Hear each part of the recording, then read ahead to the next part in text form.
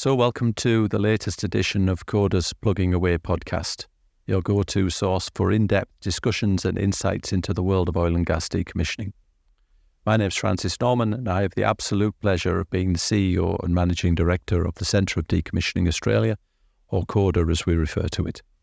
This is really a catch-up episode, and we're going to spend a little bit of time just reflecting on what we've been up to here in the last quarter, and recap a couple of the milestones that we've had along the journey. And I'm joined by two of my colleagues for this episode, and I'll introduce each of them as we move forwards. For myself, I guess a couple of key points I really wanted to think about for where we are right now. The first one is being just the growth in the industry and the growth in the networks that we have here. For us, that's really reflected in what we see as far as the growth of our strategic partners and the growth of our regular commercial partners. And that has been incredibly high, that growth rate this last quarter. I think we've had about 15 companies who've signed on. We've also had a couple of strategic partners that have joined as well. And really, that gives us an incredible metric as far as as something to reflect on, as far as just the appetite and the commitment as the industry is growing here, and as more and more companies are recognising the scale and the value of the opportunities that decommissioning brings to Australia. It wouldn't be fair to pick on any one new partner that's come in. They're all equally valuable to us, both in terms of the technologies and insights that they bring to the market, or in the strategic partners' perspectives as far as it's the relationships that it brings for us, both within Australia and internationally, reflecting that a lot of our partners are international centres of excellence or international organisations who each deliver incredible programmes within their own space. Alongside of that, for me personally, the year started with a bit of travel. I got the opportunity to head across first to the UK, so I spent a bit of time in Scotland meeting with some partners there, and also attending the Aberdeen-Perth Gateway event, which is an annual event that the Western Australian Government coordinates, held in Aberdeen, as the name would suggest. Really, really excellent conversations there. The weather was miserable coming out of Perth, where it was 40 degrees. I think we had about 3 or 4 degrees and snow on the ground as well while we were in Aberdeen. But to meet with partners there as well, and to meet with companies and to meet with government and organisations during that part of the trip was amazing. Then popped across to Stavanger to attend the NPF conference. So this is an annual decommissioning conference held in and around sort of the Stavanger or Bergen areas of Norway.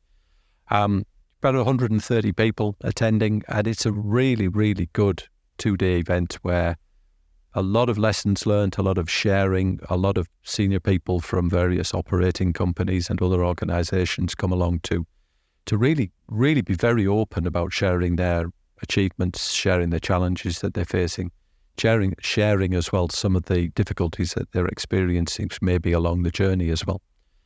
So those two sets of visits to catch up with partners at both of them as well, it's amazing, and it adds so much value to the industry here that we're able to build and maintain those networks and those connections into other locations. The final thing I just want to think about really from my side was that in February this year at the Energy Club event here in Perth, we were fortunate to have Minister Stephen Dawson from the Western Australian Government, who attended the event and on our behalf launched the hub study that we've recently completed. So this study was commissioned through Kent, the engineering consulting house. They looked at all 32 gazetted ports in Western Australia, and they did an evaluation of each of those ports to shortlist them down to half a dozen, and then did a really deep dive into each of those ports, and eventually came up with a series of recommendations, things to look at, things to do going forwards. I'm not going to dwell on the specifics of what they got from it. There is a webinar available on our website if you wish to go and have a look and see what was talked about in there. The exec summary for the report is available free to download from our website, and if you're a partner organisation, you can access the full version of the report through the partner portal on our website as well. So those are just a couple of key things from the first part of the year. I'd now like to hand over to my colleague Samara Groves, who's going to talk about a few of her highlights for the last quarter. So over to you, Samara. Thank you, Francis. So from my end, there's a few things that I'll touch on today. So I'll give a bit of an update for the skills review study that we spoke about in the last podcast, as well as AOG Energy, which we recently attended in March, and also just an update on the Introduction to Decommissioning course as well, which we'll be hosting again this year. So starting with the skills study, I'm really pleased to say that we have now officially launched that. It was launched at AOG Energy on the 13th of March, and we were lucky enough to have Minister Stephen Dawson along to launch that study for us as well.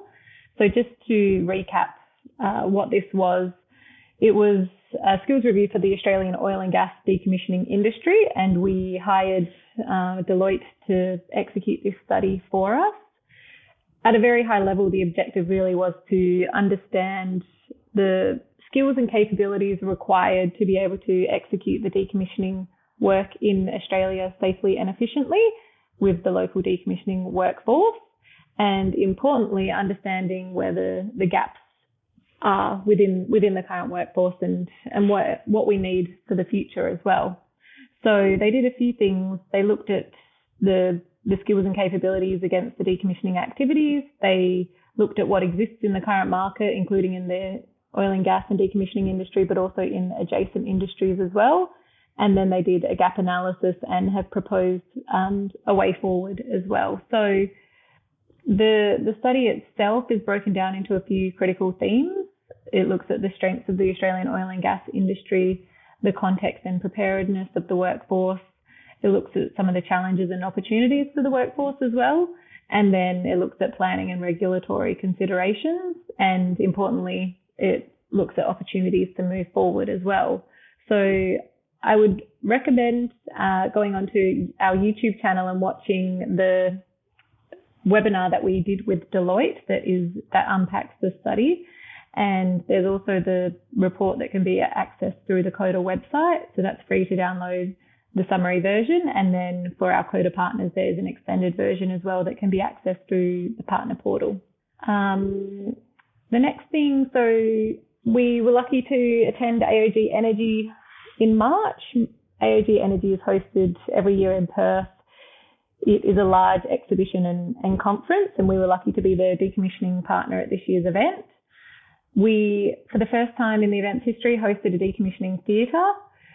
So we put together a 3-day program and had a bunch of different companies come along and present on their capabilities and services. So we were lucky to have 18 different presentations. 15 of those were from CODA partners. So we heard from a range of the supply chain and the service sector. And we also had 4 panels that were focused on different decommissioning themes. So one looking at the circular economy, one looking at hubs and infrastructure, one that looked at the NDRI and the research that happens within that program, and also one on the skills review study, which is where we launched the study. So they are now available as well through our YouTube channel. So if you weren't at the event and want to catch up on any of them, please do head over to watch the videos there. And then lastly, our Intro to Decom course. So we're hosting it again this year after an overwhelming amount of interest last year. We've got the course scheduled for June and November this year. So starting with the June one, it's scheduled for the 17th and 18th of June before the D&A conference. The Decommissioning and Abandonment Conference is hosted from the 19th to the 21st in Perth. So if you want a decom-packed week, I definitely recommend signing up, registering for the course through our website.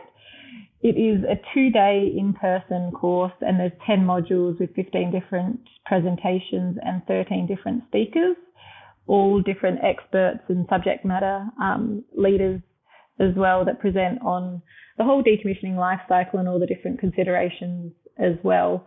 So yeah, head over to our website if you want some more information on that one or to register. And then we'll be hosting the course again in November as well, which we'll release the date for shortly. That's brilliant. Thank you so much for that update, Samara. Been a busy quarter, eh? Yeah, it has. I'm looking forward to another busy quarter. Indeed, yes. Okay, so now I'd like to invite Shaun Sadler to give us an update from his perspective as well. As Samara and I have both had a lot on this month. Shaun has achieved an amazing amount in terms of progressing the initiatives he's working on. So, Shaun, over to you, please. Thanks, Francis. First quarter of this year has seen us getting underway with 3 new initiatives. Firstly, I'm very pleased to say that we're actually underway with CODA's Operator Work Programme. And this is the culmination of over a year of talking and planning, laying the groundwork with CODA's operator partners.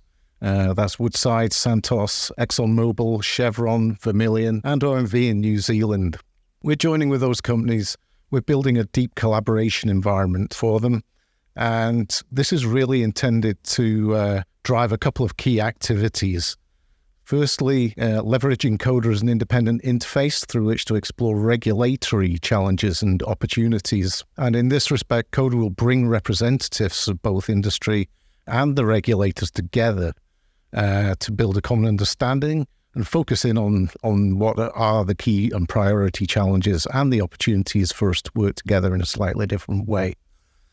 Secondly, the OWP offers the chance to explore novel or innovative approaches to dealing with the operator's priority challenges, focusing on things like operational efficiency and new process or technology solutions. And the first 2 of these work groups are now getting underway with input and guidance from our operator partners. So the Operator Work Programme's up and running. Very pleased to say that at this stage. We've also been laying the groundwork for a new solution discovery platform, which we're going to call Explore. This will involve CODA working with industry to identify decommissioning-related technical or process challenges, which can then be opened up to a much broader audience, going well beyond our conventional supply chains to identify solutions that we wouldn't otherwise have come across.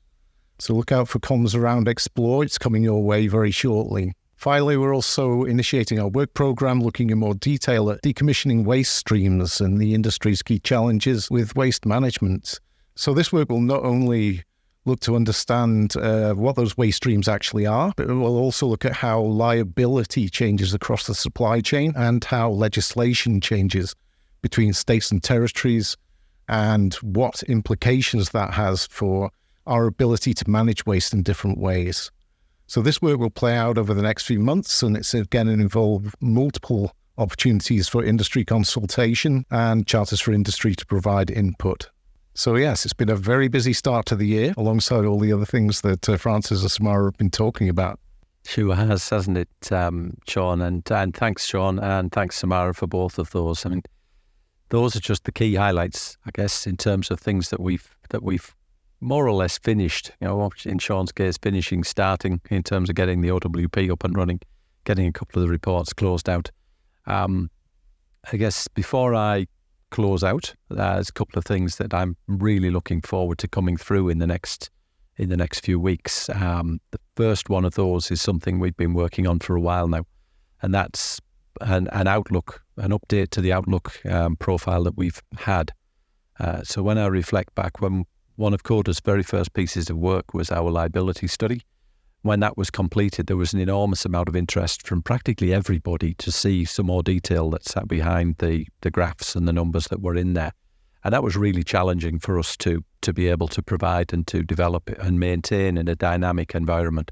So we've been working closely with a local company to develop an AI, natural language processing tool, which will scrape all of that relevant data from the environmental plans and from the wells records that are held by the regulators to develop a real dynamic, forward-looking outlook across the whole of the offshore, initially, the offshore decommissioning industry for Australia, and then as we go forward, also start to roll in some of the onshore as well.